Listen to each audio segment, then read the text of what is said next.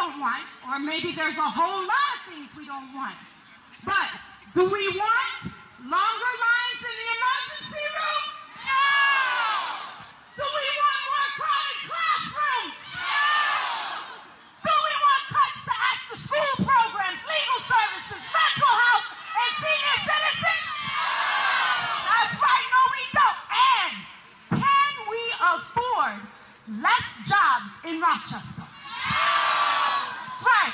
So what we need to do is we need to tell the governor and the legislature that we need fair share. Because if we want health care, we need fair share. If we want education, we need fair share. If we want jobs, we need fair share. That's right, we need fair share. And now, we're calling for the wealthiest New Yorkers to pay their fair share. We need our tax system rolled back before the Bush and Pataki era so that we can have enough for our kids.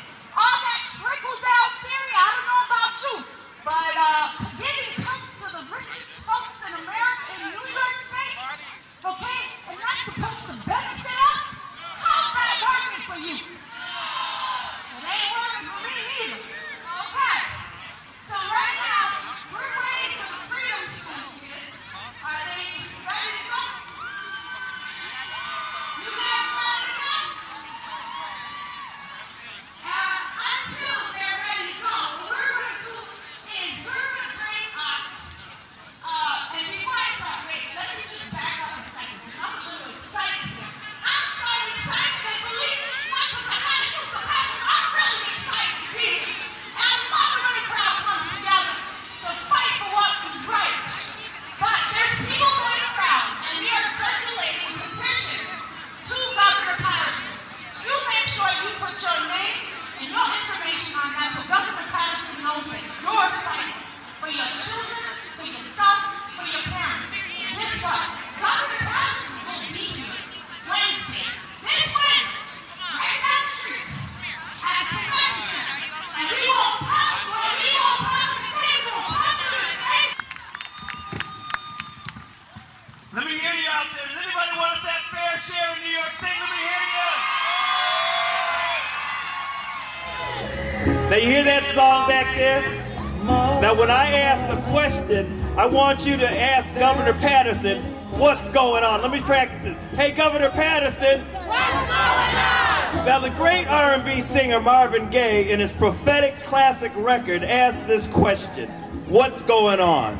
Today, as a working, tax-paying citizen of this state, a father of 5, a minister of the gospel whose ministry is dedicated to serving the least and the lost of God's children, I'm asking you, Governor Patterson, what's going on? over the recent years, corporate executives are making more than 400 times more than their workers. Their greed and fiscal irresponsibility has nearly brought our nation to financial ruin. Corporate leaders have been rewarded for improving the bottom line for detached investors, even if it meant closing plants, cutting workers, reducing wages, and shipping jobs overseas to lands where children can be exploited and fair wages not paid and no benefits provided. The market soared, the rich got richer, the middle class got deceived, and the poor got abused. Now the party is over. The working class are being asked to make sacrifices while the wealthy get bailed out. Governor Patterson, What's going on? today in New York State, the poor are more likely to get sick, more likely to have long-term illnesses, more likely to die. Our hospitals, community health centers, and dedicated physicians are being asked to do more with less. Current and pending job losses will make this overloaded system worse. Emergency rooms are already filled with uninsured because that's the only place they can go to get help. Whenever one person loses a job and loses their health insurance, that affects 3 people. Yet, Governor Patterson, you refuse to ask the wealthiest of our state to pay their fair share. Governor Patterson, What's going on? as a minister of the gospel, I am driven by the message of the ancient text, where we are called to care for the lost and the least of our community. The measure of our state is not how much money the wealthy can make, But the measure of our state is the quality of life for all of our citizens, even the poorest ones. Governor Patterson, what's going on? Cutting services to the poor is not the answer. As a minister of the gospel, I realize that we must all stand together and fight for everyone in our state to pay their fair share. Dr. King reminds us that the church must stand up and take a stand in times of injustice. Dr. King would say the church must be reminded that it is not the master or the servant of the state, but rather the conscience of the state. It must be the guide and the critic of the state and never its tool.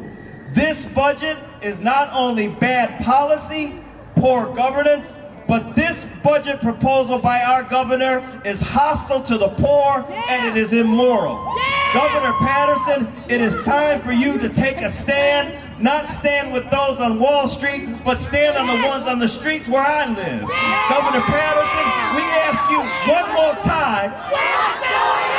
Now, Governor Patterson, Marvin Gaye had another song. And see, the song that we want you to go to do, we want you, Governor Patterson, to go to Wall Street. And we want you to go to the wealthiest of those in New York State. And don't ask them what's going on, but sing another Marvin Gaye song. You know that Marvin Gaye song that says, got to give it up. Governor Patterson, God tell the rich, they got to give it up. God bless you.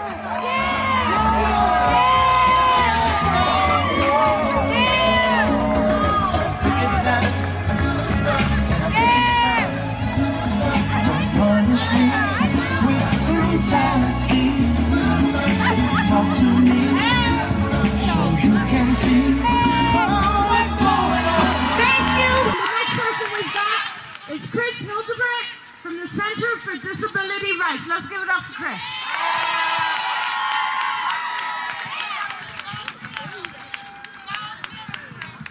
Good evening. Let me hear you folks. Good evening. As Rosemary was saying, I'm Chris Hildebrandt. I work at the Center for Disability Rights. For 19 years, I have had the joy of being a person with a disability. Let me say that. For 10 years, I have worked very gainfully. I have no complaints. I will be paying my taxes. I will be paying them on time. For a lot of my brothers and sisters with disabilities, however, they are not so lucky. Through no fault of their own, they are unable to work. We have a bad education system. We have a bad set of health care. We have bad transportation. People with disabilities can't get jobs. And because of that, they're on SSI. SSI is about $750 per month. I'm curious if the governor lives on $750 a month. Are you sure? Do you think any of the legislators live on $750 a month? Well, let me tell you, the governor now thinks that $750 a month is actually too much. The governor has proposed cutting SSI, cutting what the state gives to people by $25. Doesn't sound like a lot, but if you're on $750 minus $25, that is much less. So the governor is trying to make it harder for 600,000 New Yorkers who are living on SSI. Does that sound fair to you? Additionally, the governor, if you are a person with disability living on SSI, but you live in a facility, the governor's not going to cut your SSI. You want to know why? You don't get it. The governor's actually going to let the facility keep your SSI as they already do. But if you're out living on your own, trying your best, governor's going to take the money away from you. Does that sound fair to you? Does it sound fair to you that while the governor's taking money away from these folks, he's afraid to touch the millionaires? Does that sound fair to you? Let them hear you in Albany. Does that sound fair to you? You gonna fight back? Are we gonna unelect any legislators who are against us? Are we gonna get a fair share budget? Are we gonna get a fair share budget? Are we gonna get a fair share budget? Thank you.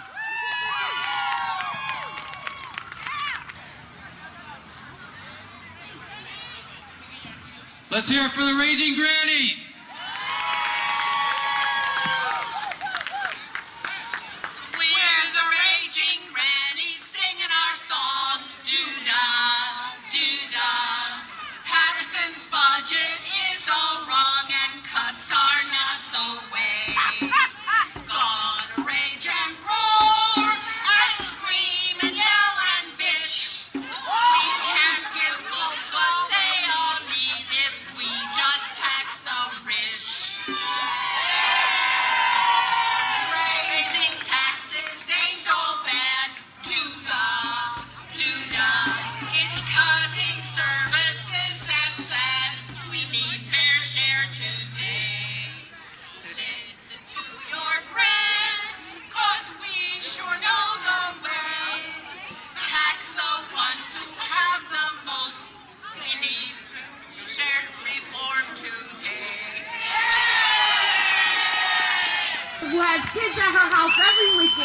And this is Carla Carey.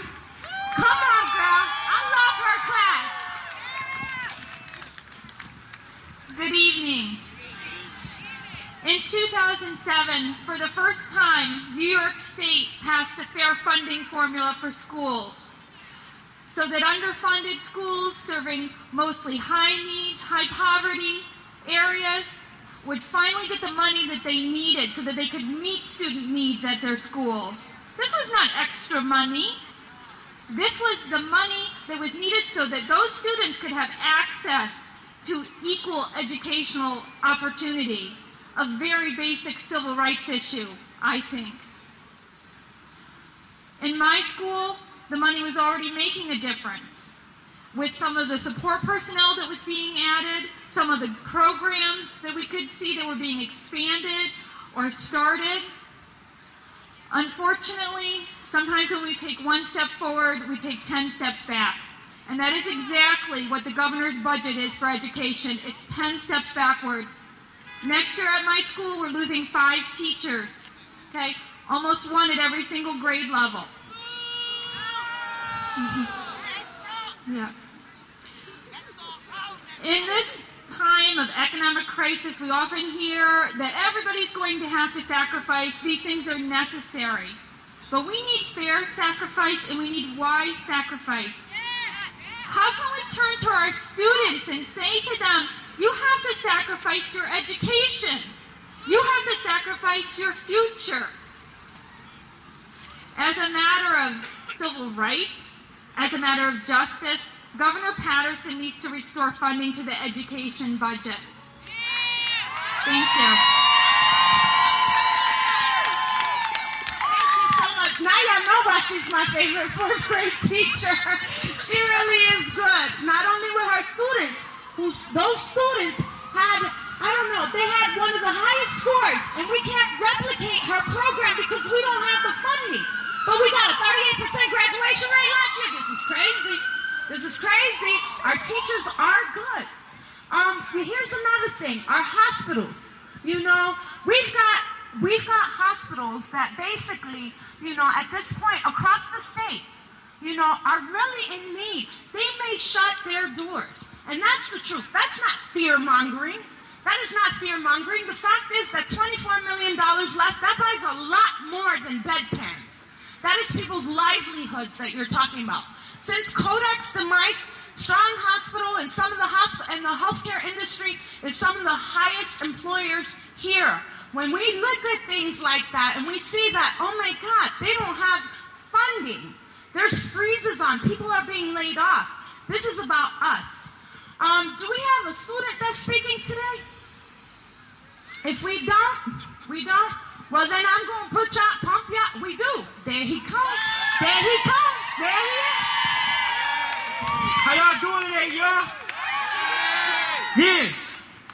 I came to talk about the tax cuts and how our education means everything. We are the future.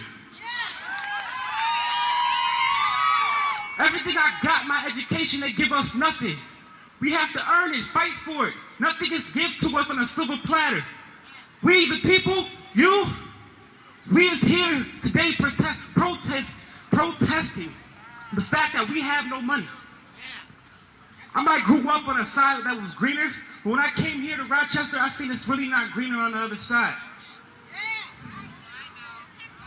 So now, me, Sean Glover, in many different programs, Student Leadership Committee, YMCA of Greater Rochester, applying to teams